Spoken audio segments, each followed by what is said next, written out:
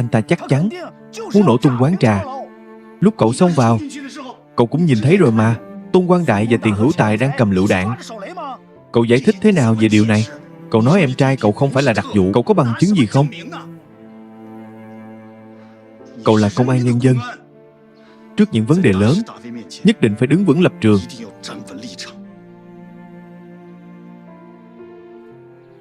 Nghe lời tôi, đi vào phòng giam, tự suy ngẫm. Đưa đi, đi.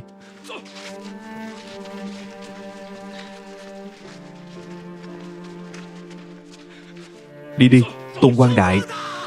Tôn Quang Đại có thể chứng minh Tiền Hữu Tài. Tôn Quang Đại.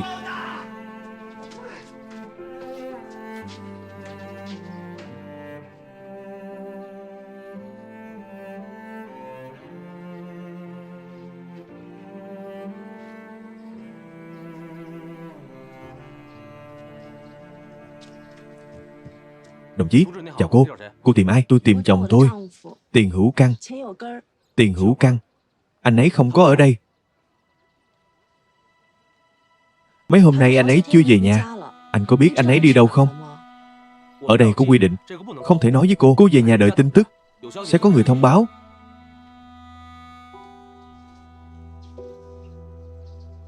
Tiền Hữu Căn hiện giờ không có ở đây.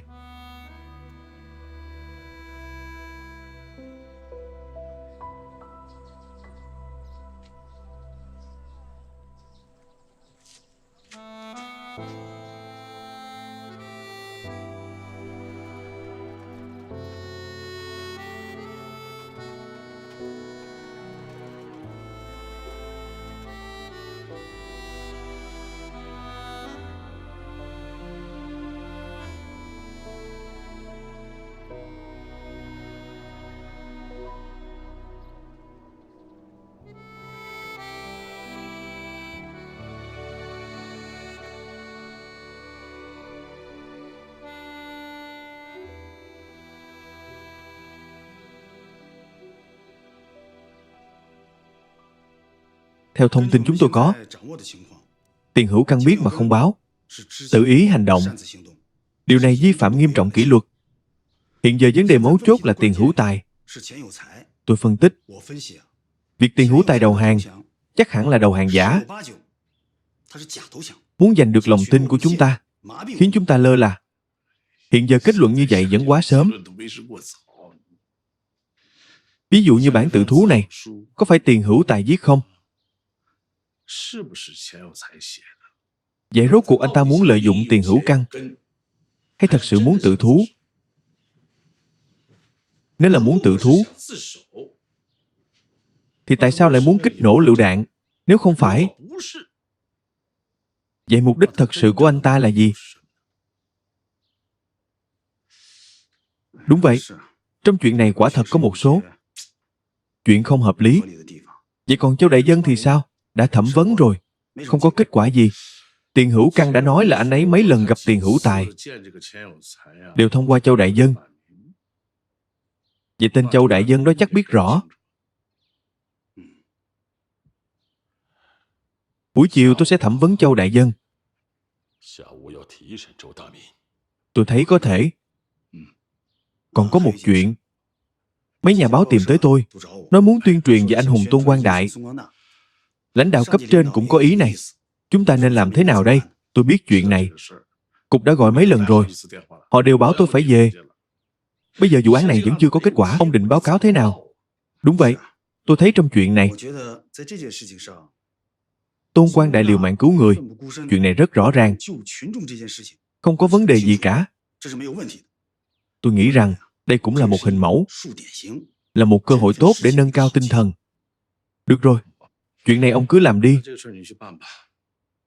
Trước tiên nhất định phải đúng với sự thật. Thứ hai, không được liên quan đến nội dung vụ án. Nghe chưa? Được rồi, tôi hiểu rồi.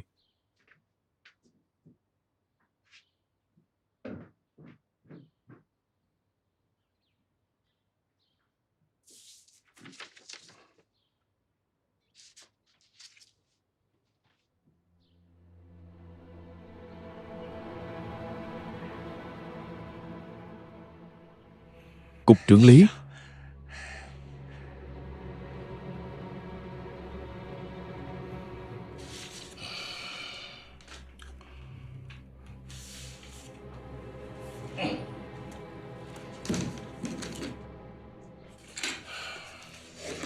Cậu nói về cái này trước đi. Cục trưởng lý, khi tôi còn làm cảnh sát tuần tra, có một hôm, tuần tra Châu. Anh là ai? Tôi có quen anh không? Quen hay không không quan trọng. Tôi quen anh.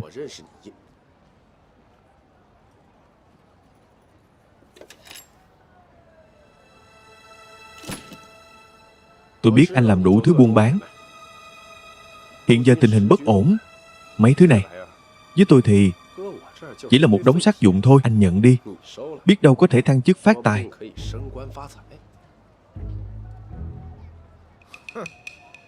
Anh không sợ tôi bắt anh sao? Tôi có nhiều bạn bè quen anh lắm. Tôi cũng chỉ muốn đổi chút tiền để bảo vệ tính mạng thôi.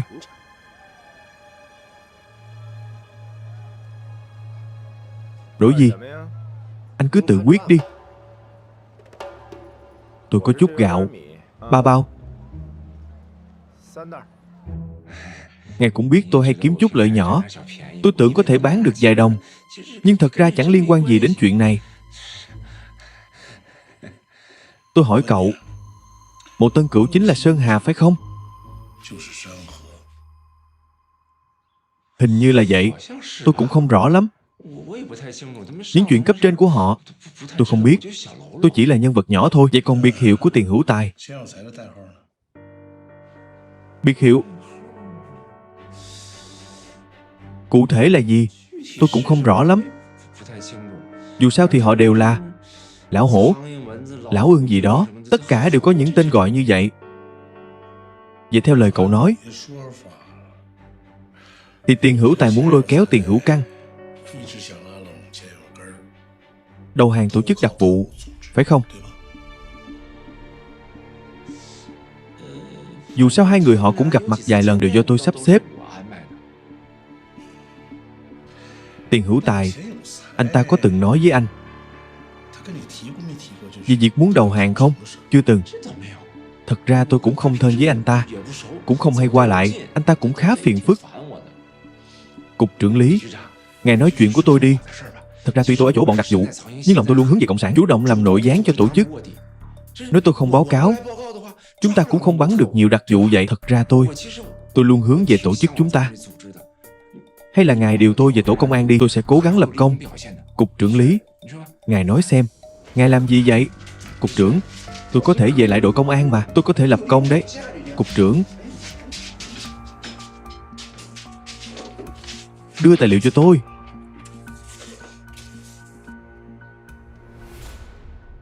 Hữu Căn, ăn cơm đi.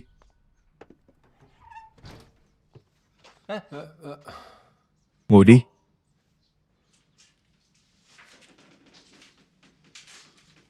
Văn Thư, tôi hỏi anh một chút. Cái gì không thể nói, tôi không thể cho anh biết. Tôn Quang Đại sao rồi? Vẫn ở bệnh viện, hôn mê chưa tỉnh. Có thể hỏi ý kiến lãnh đạo không? Tôi đi bệnh viện thăm anh ấy. E là không được. Tôi phải đi hỏi lại đã. Anh cứ ăn đi. Gần đây có bài báo nào không? Cho tôi xem, ở đây buồn quá. Anh đang bị giam, sao lại xem báo? Ăn cơm đi.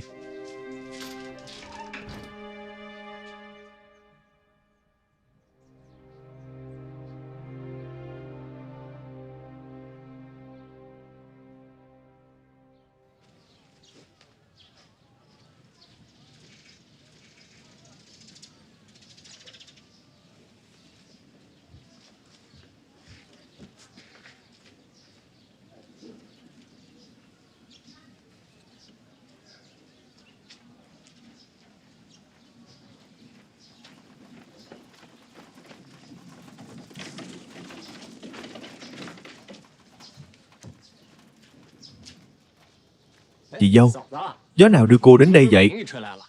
Tìm Hữu Căn à? Anh ấy đi làm việc rồi. Chị dâu, đừng nhìn tôi như vậy. Có chuyện gì cứ nói. Tôi đoán Hữu Căn có thể gặp chuyện rồi. Nhìn tình hình thì có vẻ là chuyện lớn. Anh ấy thực sự gặp chuyện gì rồi? Nói tôi biết đi, tôi chịu đựng được. Thật ra cũng không có chuyện gì lớn.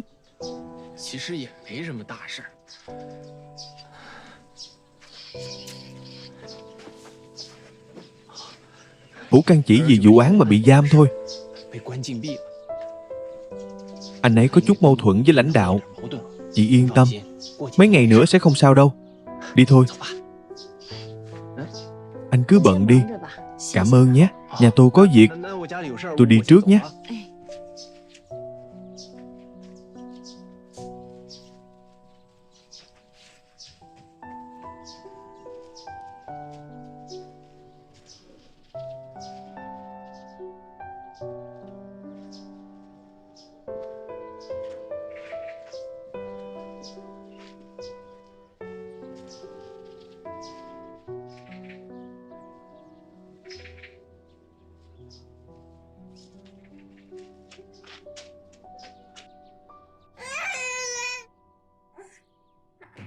Tới đây. Đừng khóc nữa. Diễn Triều, tỉnh rồi à? Con ngoan lắm. Không khóc. Được rồi. Con đói chưa? Được rồi. Dì nấu cơm cho con nhé. Con xem, dì Quốc cũng khóc rồi. Chúng ta đi xem nào. Bán báo đây. Anh hùng nhân dân.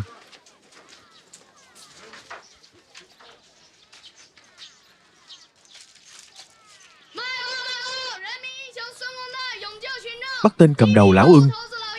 Bán báo đây. Anh hùng Tôn Quang Đại cứu nhân dân. Bắt tên cầm đầu Lão Ưng. Nói thì chậm mà lúc đó lại nhanh. Tôn Quang Đại lao lên một bước, với một tay siết chặt quả lựu đạn mà đặc vụ đang cầm. Anh ấy biết mười mấy tính mạng của người dân trong quán trà đều nằm trong tay mình. Thế là anh ấy dùng chút sức lực cuối cùng đánh một trận sống còn với đặc vụ. Cuối cùng lên báo rồi. Lên báo rồi. Xem anh ấy kích động kìa. Mọi người biết không? Truyền khắp con phố. Anh hùng. Đọc rồi. Đại anh hùng. Chú Triệu, đừng cắt ngang. Được rồi, ba tiếp tục đọc đi. Thằng nhóc vô lễ. Có thể nói chuyện như vậy với người lớn sao? Đúng vậy. Không sao đâu. Lát nữa chúng ta cùng đi nghe đài phát. Chắc chắn phát thanh có. Đại Lực, cậu còn nghe thấy gì nữa? Hôm nay tôi đón khách. Nói đồng chí Tôn Quang Đại dẫn theo công an bắt hết đặc vụ mai phục ở Bắc Kinh. Thật sao? Bắt hết bọn tốt quá. Vậy lần này chắc Hữu Căn cũng lập được công lớn. Mà sao mấy ngày rồi anh ấy chưa về? Chắc là đang bận. Yên tâm, anh ấy không làm sai đâu. Nếu hai người họ đều là anh hùng, vậy diện chúng ta nở mày nở mặt rồi. Phải. Chẳng thế à? Ai vậy? Xuân Hoa. Cô sao thế? Xuân Hoa, cô sao vậy? Không sao. Tôi hơi mệt. Tôi về trước đây. Về nghỉ ngơi đi. Sao vậy? Cô ấy cứ như hồn đang trên mây vậy. Phải đây. Trên báo không nhắc gì về tiền Hữu Căn. Không nhắc sao? Thật sự không có. Con xem có 3 chữ tiền Hữu Căn không? Thật sự không có.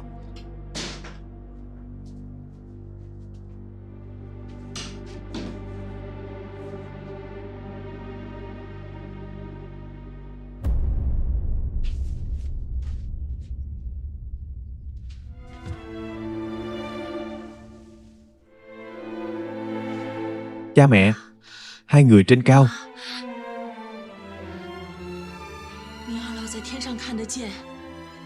Xin cha mẹ phù hộ cho Hữu Căn, hữu tài, bảo vệ anh em họ bình an.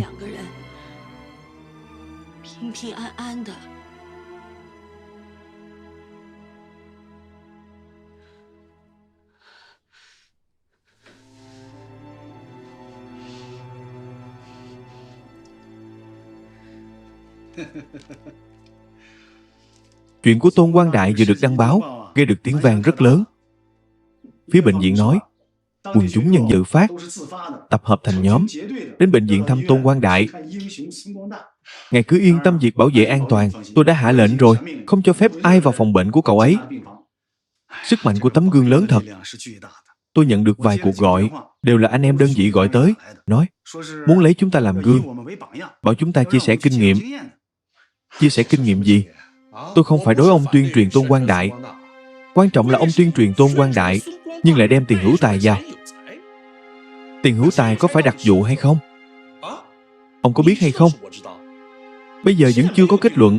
Cuối cùng nếu có sơ suất gì, chúng ta sẽ rất bị động. Phải. Có vài chuyện tôi suy nghĩ chưa chu toàn, nhưng chuyện Tôn Quang Đại là anh hùng thì không có gì đáng nghi. Ngài xem, có lời khai của người dân hiện trường, có lời khai của Châu Đại Dân, còn có quả mìn mà chúng ta thấy ở nhà máy gạch, cả quả mìn trong tay Tiền Hữu Căn. Những chứng cứ này đủ chứng minh Tôn Hoài là anh hùng.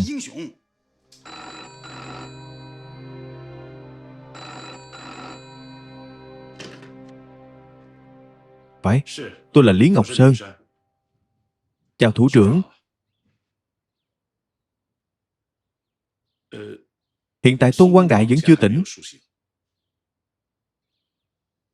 Được, chúng tôi sẽ cố gắng hết sức. Rõ. Chúng tôi sẽ nhanh chóng chỉnh sửa tài liệu vụ của Tôn Quang Đại.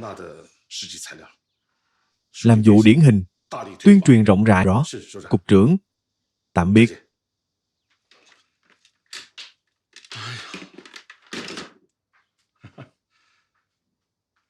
Thủ trưởng, còn biểu dương chúng ta, thật sao? Tốt quá rồi. Báo cáo, vào đi.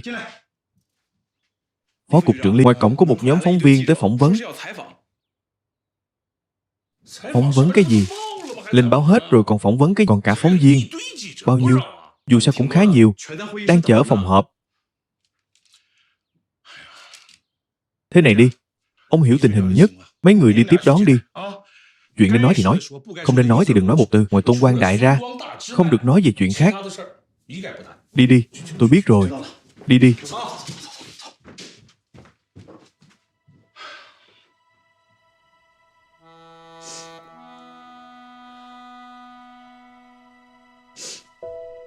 Quang Đại.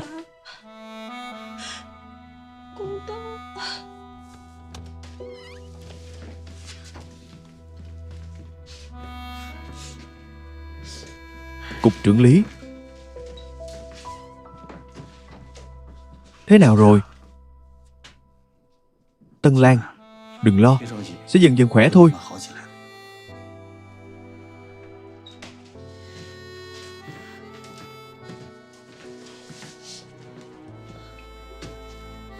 Đến bây giờ đã là 2 ngày rồi. Không có vấn đề gì khác chứ? Đồng chí Tôn vì mất quá nhiều máu nên mới hôn mê tạm thời, nhưng sức khỏe của anh ấy đã dần ổn định rồi. Mọi người không cần lo, anh ấy sẽ tỉnh bất cứ lúc nào.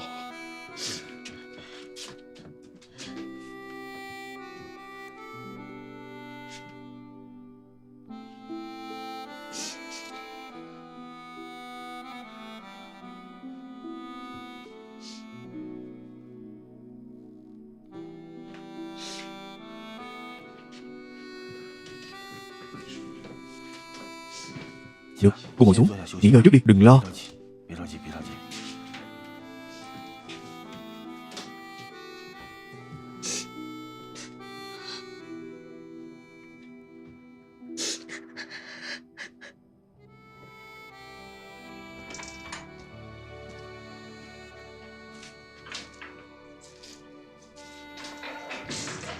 Hữu Căn, ăn cơm thôi. Tôn Quang Đại sao rồi? Không phải anh ấy. Rốt cuộc bây giờ anh ấy sao rồi? Ngồi xuống đi.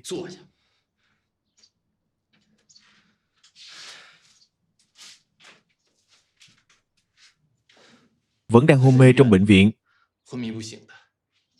Hữu Căn, nghe tôi khuyên một câu. Lúc mềm mỏng thì nên mềm mỏng với lãnh đạo. Chuyện của em trai anh nó không phải đặc vụ. Tôi biết cậu ấy không phải bố trí mai phục ở các bệnh viện chưa? Tên họ Mục đó bị thương, chỉ cần hắn tới chữa thì có thể bắt được hắn. Bắt được hắn thì vấn đề của Hữu Căn sẽ rõ ràng. Đã sắp xếp rồi. Anh yên tâm đi, chỉ cần hắn tới thì không chạy được đâu.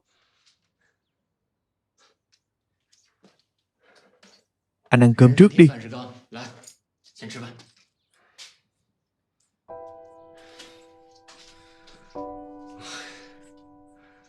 Không biết Xuân Hoa và con tôi thế nào rồi. Chuyện này, Hữu Căn, hôm qua Xuân Hoa có tới. Tôi nói với cô ấy là anh không sao.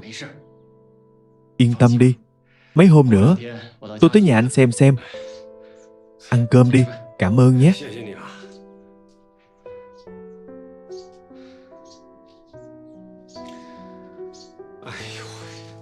Chuyện này rốt cuộc là sao?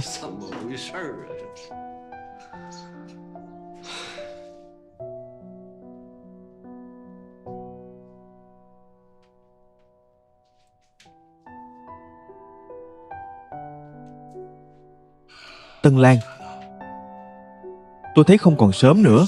Cô về nghỉ ngơi đi. Chỗ này cô yên tâm. Cục đã cử người bảo vệ cậu ấy 24/24. Trong nhà còn có trẻ nhỏ. Lúc này cô không được đổ gục đâu.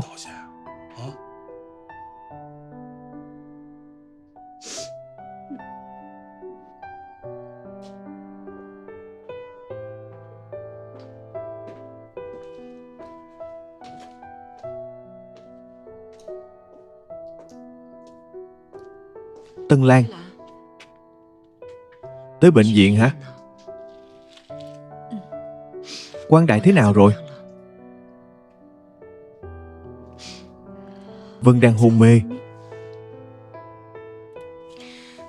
Đừng lo, đồng chí Tôn mạng lớn, nhất định sẽ không sao. Cảm ơn chị. Nếu cô bận quá thì để con ở chỗ tôi. Không sao, Vệ Quốc ở chỗ cha tôi. Chậm thôi.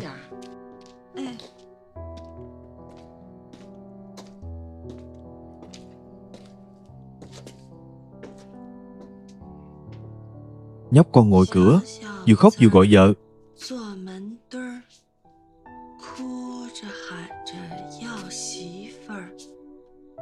Đốt đèn.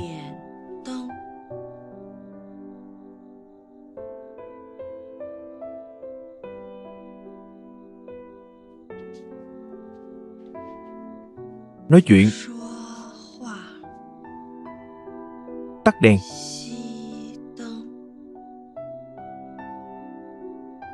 Bầu bạn, ngày mai thắt tóc bím. Nhóc con ngồi cửa khóc vừa gọi vợ.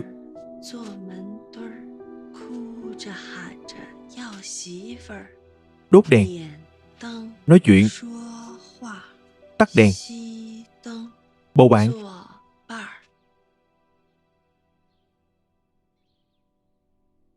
Quang Đại.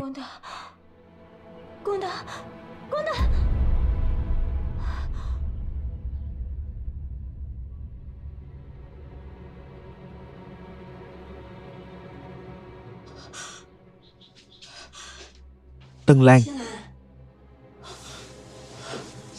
Cô sao thế? Không sao. Ăn bát cháo đi. Chị, tôi không ăn đâu. Tôi phải tới bệnh viện. Nếu không Quang Đại tỉnh sẽ không thấy tôi. Tân Lan, cô nhìn mấy hôm nay cô Tiêu Tụy Thành thế nào đi. Nếu cô đổ bệnh, cô bảo Quang Đại và đứa bé trông chờ vào ai đây? Nào, ăn cháo đi. Ăn cháo bổ nhất.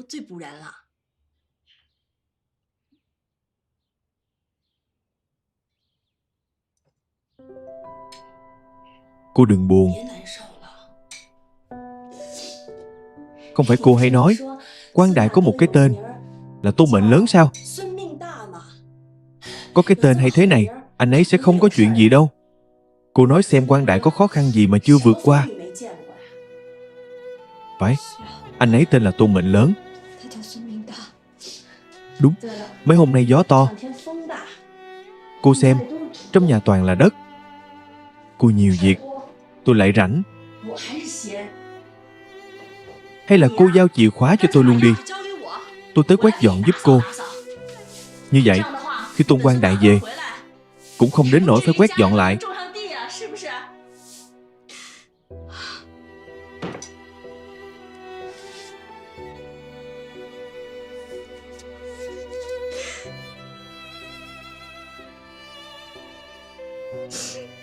Tôi không chịu được. Tôi không chịu được nữa.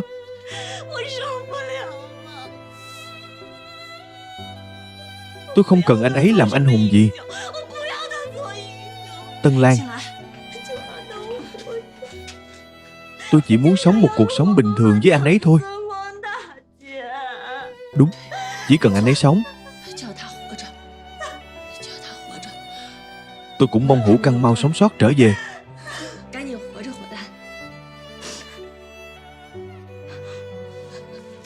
Hữu Căn sao rồi? Anh ấy không sao. Họ nói anh ấy phạm lỗi.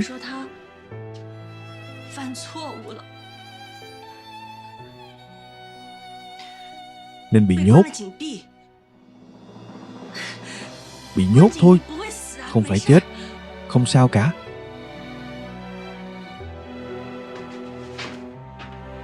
Chị, Tân Lan, chúng ta phải làm sao đây?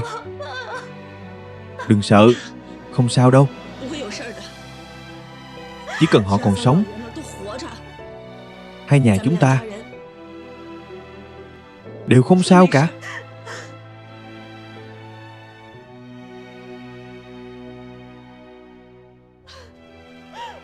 Chị, chúng ta phải làm sao đây?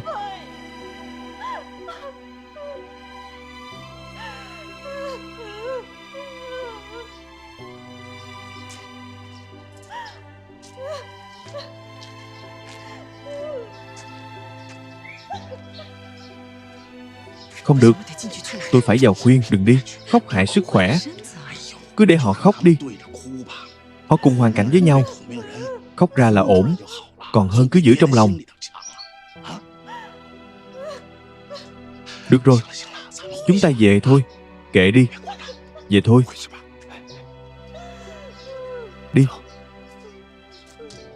Về thôi, đi. Về thôi.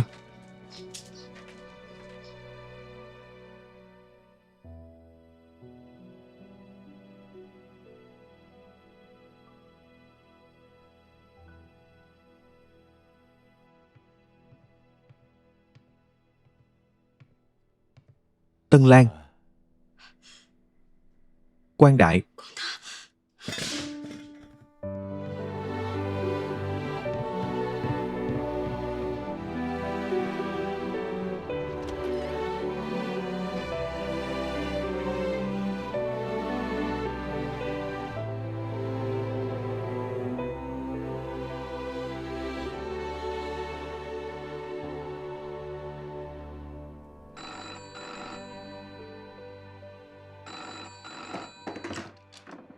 Alo.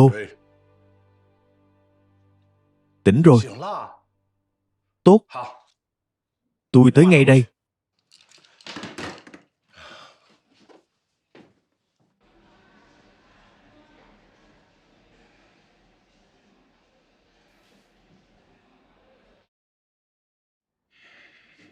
Vẫn để tên Mục Tân Cửu đó chạy thoát. Bây giờ đối với tôi mà nói, 10 tên Mục Tân Cửu cũng không quan trọng bằng một Tôn Quang Đại. Tôi báo với cậu này, lần hành động này, các cậu tổng cộng bắn chết 19 tên, bắt sống 37 tên. Hơn nữa các đặc vụ cốt cán đều nằm trong đó. Chỉ có một Tân Cửu chạy thoát. Công lao của cậu không nhỏ. Liên trưởng, đây không phải công lao của tôi, nên là của Tiền Hữu Căn và Tiền Hữu Tài. Tiền Hữu Tài không phải thành viên của tổ chức đặc vụ sao? Không phải. Tiền Hữu Căn không nói cho ngài sao? Lần hành động này là Tiền Hữu Tài tiếp ứng bên trong. Không ai nhắc tới cả.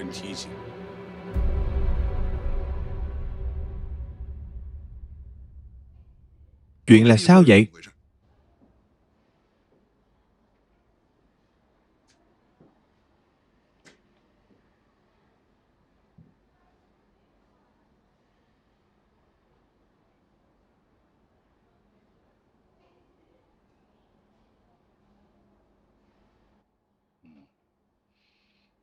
Được rồi.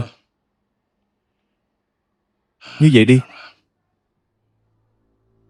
Liên trưởng, tuy Tiền Hữu Tài đã hy sinh, nhưng tôi cho rằng công lao này thuộc về cậu ấy.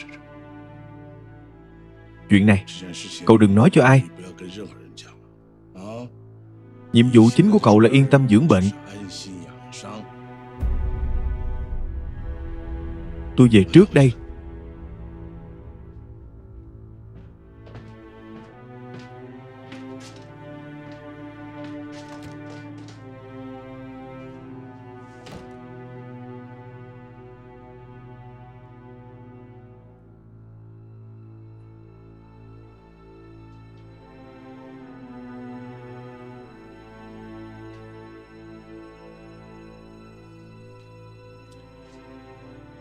Hai người chú ý nhé. Đừng nói chuyện vụ án với cậu ấy. Nếu cậu ấy nhắc thì cố gắng đánh lạc hướng. Đừng để cậu ấy kích động. Chú ý kiểm soát cảm xúc của cậu ấy. Biết chưa? Rõ.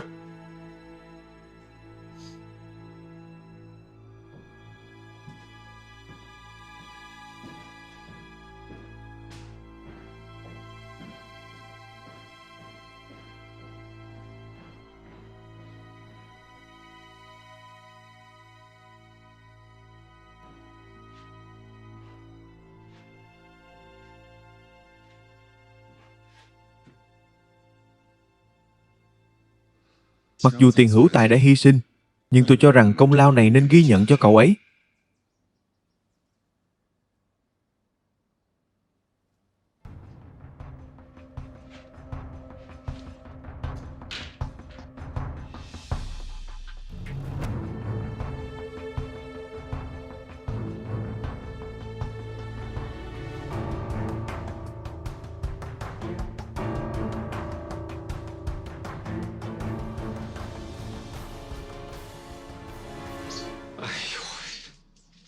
Rốt cuộc chuyện này là thế nào? Tiền Hữu Căn đâu? Vẫn còn trong phòng giam.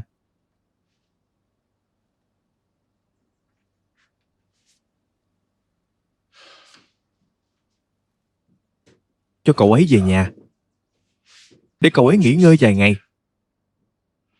Cũng thông báo cho cậu ấy, chúng ta sẽ đưa ra một câu trả lời thỏa đáng cho cậu ấy. Ông đi trực tiếp thông báo đi. Được.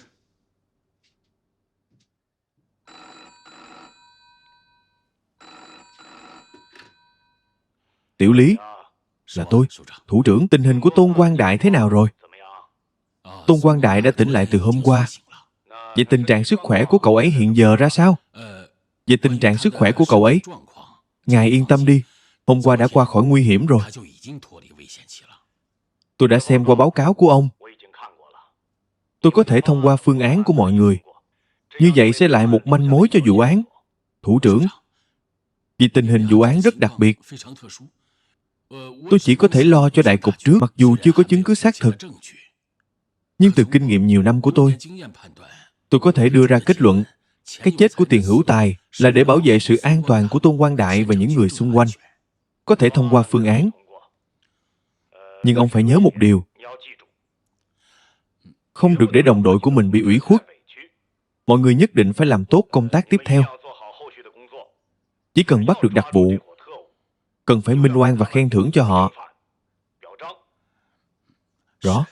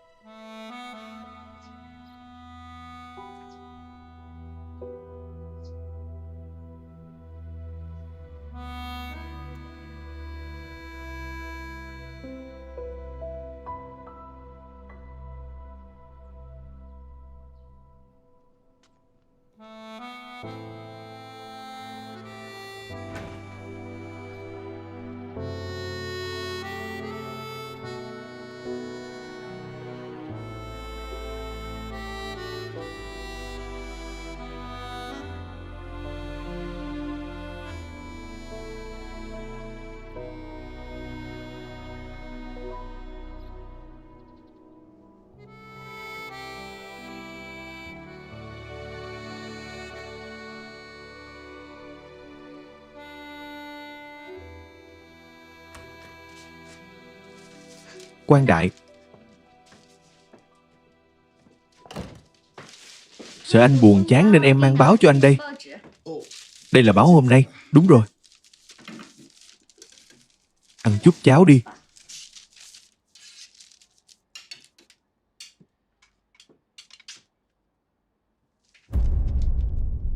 Nào, đợi chút. Sao thế? Tôn Quang Đại.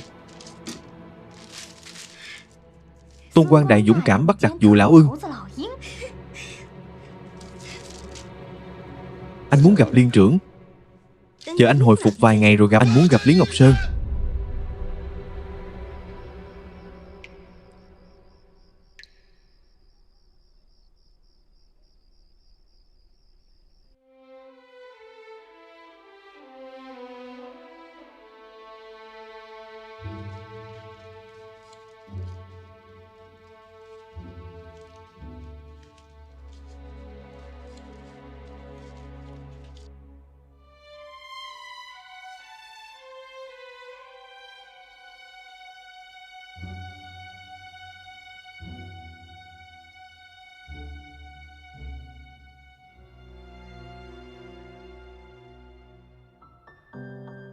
Hữu tài liệu mạng là để nhặt cái này cho em. Cất kỹ đi.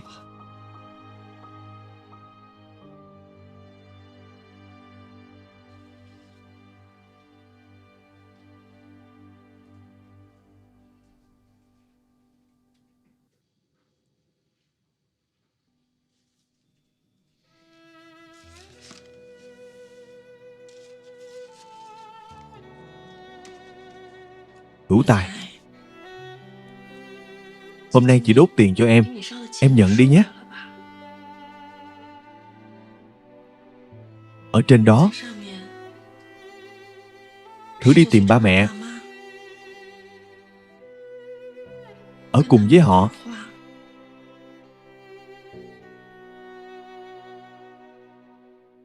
Cũng vất vả cho em,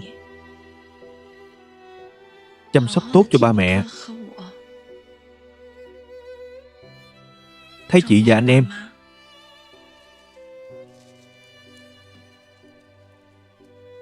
sau này có thiếu gì thì báo mộng cho chị.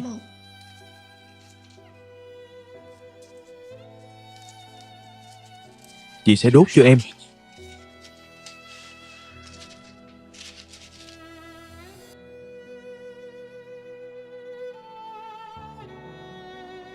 Trong căn nhà này,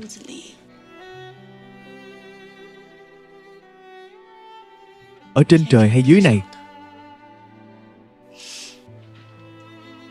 gia đình chúng ta cũng coi như được đoàn tụ.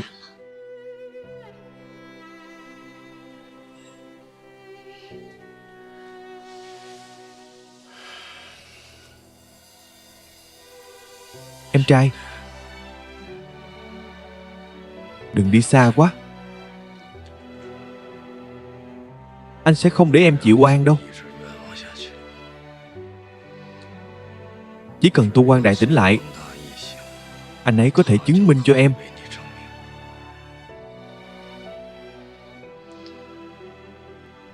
Chờ tin tức em lập công, anh sẽ đốt cho em, để em được nở mày nở mặt.